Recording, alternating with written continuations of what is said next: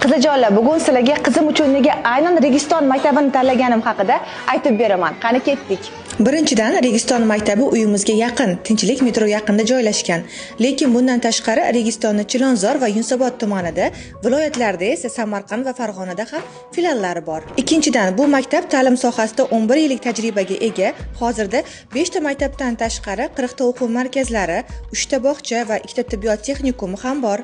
Buni eshitib, Registondagi ta'limga bo'lgan e'tibor juda kuchliligi umuman shubham qolmadi.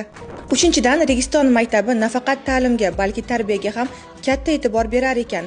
O'zlarida alohida tarbiya bo'limi bo'lib, tarbiyasida salbiy o'zgarishlar sezilayotgan bolalar bilan alohida ishlashar ekan. Vaqti kelsa, haydashlariga ham to'g'ri kelar ekan. To'rtinchidan, maktabdan shundoqqina milliylik ufurib turadi. Muhitni o'zbekona saqlashga qattiq qarashar ekan. Shu narsalar sabab bo'lib qizimni Registon maktabiga berishga qaror qildim. Men tanladim, endi navbat sizniki.